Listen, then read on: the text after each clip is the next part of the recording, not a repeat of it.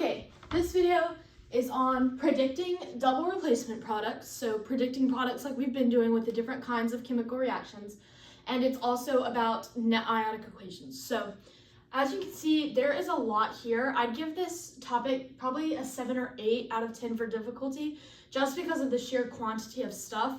I tried to organize it the best way that I could, but if this video doesn't make it click for you, maybe watch this video one more through, or find a different video on it, or just do some practice problems, or watch other people do practice problems. There are lots of things you can do, but definitely don't give up on this one, even though it's going to be a little bit more confusing per se.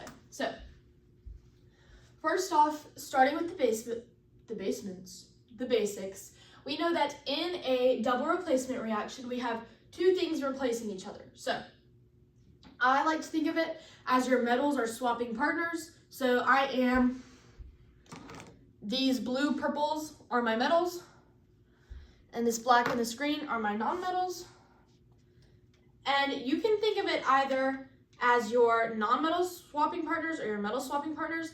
I'm going to think about my non-metals switching and my metals just swap their partners. So that's all we're doing, is we're just replacing two of the things. And that's it. That's what a double replacement reaction is. Now, remember, this was a reaction that requires a driving force. Now, the main one that we're going to be talking about, especially when we get to net ionic equations, is that first one where we have a precipitate formed. There are two others. There was a gas that is formed and bubbles out, or there was a molecular compound formed, which is usually water. We're going to be dealing with this precipitate forming from aqueous solutions. So our reactants must be two aqueous ionic compounds, aqueous or aqueous ionic compounds. Now, here's where that comes into play, where we had that precipitate. You have to have a product, once you predict them, you have to have a product that is insoluble or your reaction doesn't work. So soluble is not solid, insoluble is solid. You want this precipitate, you want this solid formed in the reaction, or it doesn't work. And you'll see why later whenever we get to net ionic equations. So just again, one of the products must be insoluble. Now, these are the rules of solubility. If your teacher is making you memorize these, then they're a criminal and I wish you luck.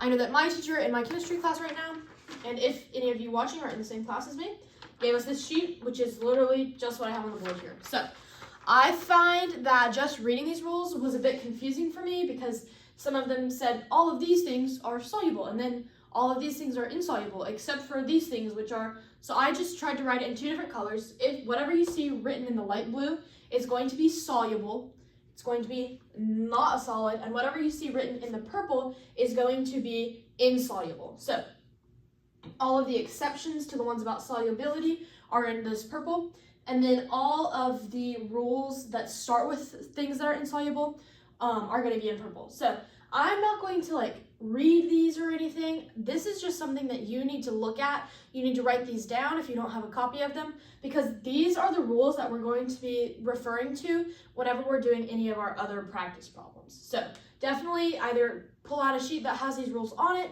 or write these rules down quickly, pause the video, because this is super important, because these rules are telling us if our reaction will actually work. If we look at these rules and both of our compounds are soluble, we don't have a reaction. That can't work.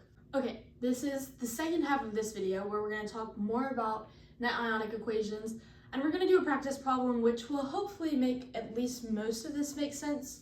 So first off, when dissolved in water, many ionic compounds dissociate or separate into cations and anions. This means, if you remember from just a second ago when it was up on the board, your two reactants have to be aqueous or aqueous. That word just means that they're dissolved in water. So when they are dissolved in water, this is saying that your ionic compounds break apart and separate if they're soluble. So whenever these replacement reactions occur, we can write a net ionic equation to determine if the reaction is possible. In our net ionic equation, we're just going to break the soluble ionic compounds into ions. So let's do a practice problem of all of this stuff and see if it starts to make a little bit more sense. So I've written a little checklist, order of events type thing. Just this is the order that you want to follow whenever you're doing a DR replacement problem. So the first thing on our list is predicting the product. So I know that my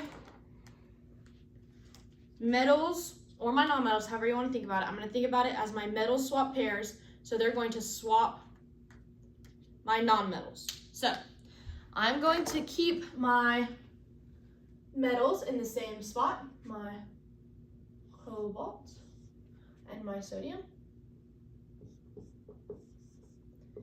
And now my non-metals are going to swap. So now I'm going to have an OH over here. And I'm going to have a NO3 over here. Now, I'm going to check my periodic table to see if these things are balanced ionic compounds. I know that cobalt is going to be one of my funky elements. So here's what I do. I don't know the charge of this cobalt right here because cobalt has multiple charges, but I do know the charge of the cobalt over here. So since I know NO3 has a 1 minus, and there are 2 of those, that means that this is 2 minus. The only way for this to be an ionic compound is if this is 2 plus. That's it. So, ooh, that looks really bad. Oh, I just made it worse. Anyway, I know this cobalt is going to be 2 plus now. So I know that this is 2 plus, this is 1 minus. That doesn't work. So I'm going to put 2 of my hydroxides.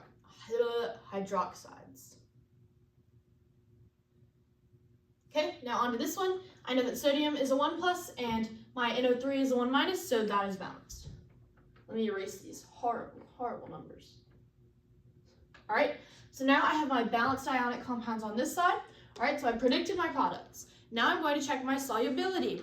Those were these rules right here. They were just written on this board a second ago. So, and here I'm looking at my products, and my rule is that one of my products has to be insoluble. That's my driving force, is that we made a solid in this chemical reaction. If you don't make a solid, then all of your aqueous compounds are just floating around in water. Nothing's happening. You have to form a solid for a reaction to actually occur. So, my first rule I'm looking at, I'm saying all compounds containing alkali metal cations and the ammonium ion are soluble. This is one of my alkali metal cations, so I know that this is going to be soluble. So now this one better be insoluble. So I'm going to look, I automatically see this hydroxide here, so I'm going to look at my hydroxide rule, which says all hydroxides are insoluble except compounds of the alkali metals, SR, and Ba. So all of these are insoluble except for alkali metals, which this is not, SR, which this is not, and Ba, which this is not. So this one is insoluble. This reaction can happen, okay? So I just checked the solubility. I'm gonna go ahead and underline this in a different color because I need to remember that I can't do anything to this anymore. That is a solid, it is insoluble. All right, so now moving on to my next step. I just want to balance my equation. So looking over here, I have 1 cobalt, 2 of these NO3s. I only have 1 over here, so I'm gonna write a 2. Okay, gotta start over. 1 cobalt, 2 of these NO3s, 2 of these NO3s, 1 sodium. Nope, I have 2 sodiums over here. Gonna make this a 2. Now I'm gonna check again. 1, 2, 2, 2, 2, 2, 2. Wow, look at that, we're balanced. So that was easy. Now we're gonna get into something new. We're going to write the ionic equation and cross out spectator ions. It sounds like a lot, but I promise it won't be. So what I'm doing right now is everything that is soluble. Whenever you have an aqueous ionic compound, that means it dissolved in water. And we know that that literally means it came apart into its cations and anions. So I'm going to write these as their separate parts. I'm going to put cobalt, which whenever we're doing this, they're ions, so they need their charges. They're not neutral anymore. So I know my cobalt was a 2 plus, and then I'm going to add, now, here's something funky. Whenever we're writing these net ionic equations, we're not going to have subscripts unless it's in this solid. So any subscript that I have, I'm going to rewrite as a coefficient. So this subscript is now going to be a 2. My polyatomic can stay together. And then I'm going to have my 2, oh, and that was a 1 minus. And then my 2 and A, those are 1 pluses, plus 2 OH, which I know is a 1 minus, okay? So now I'm going to do the same thing on the other side, except this thing being insoluble means it didn't come apart like all those other ones did. So I'm going to write that one exactly how it is. All right, and then I'm going to break these other ones up like they were. Na 1 plus 2 NO3 1 minus. Okay, so we wrote our ionic equation. Now we're going to cross out our spectator ions. All that we mean by that is if you have the same element present in the same form and like the same number on both sides of the equations, you can cross it out. Nothing happened to it. So first thing I'm looking at is this cobalt 2+ ion. Is there one of those over here? I see a cobalt, but it's part of something else. They don't look the same. I'm not going to do anything to it. This 2 NO3 1 minus. I see one of those right there. That means nothing happened to those. I'm going to cross them out. Okay? Now right here, 2 Na 1 plus. I look over here, 2 Na 1 plus. I can cross those out. All right, and then I look here at my 2 OH 1 minus. I have 2 H's over here, but they're not written in the same way at all, so I'm going to leave them.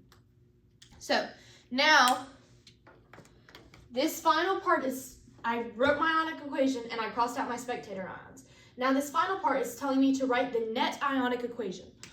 All this means is exactly this, except I'm going to write it without my spectator ions. Because this net ionic equation is telling me exactly what reacted with what to form my insoluble, my driving force. So I'm going to write CO2 plus, CO2 plus 2 OH 1 minus goes to cobalt hydroxide. And that's it. It's really not that bad. One last thing to remember is that we're going to write our metals first. So if for some reason we had ended up with our OH over here and our cobalt over here, we still would have written it this way with our metal first and our anion second. So just remember, I know this video was a whole lot of information and hopefully most of it stayed in your brain and clicked at least a little bit. Just remember to follow this order and to check for what is soluble and what isn't. And really, you'll be okay. I know it seems like a lot, but it's really not. Especially whenever you get to a practice problem, you'll see that if you follow these steps, that's literally it. That's all you need. So I'd go find some practice problems on this, maybe watch another video or two if you're still stuck.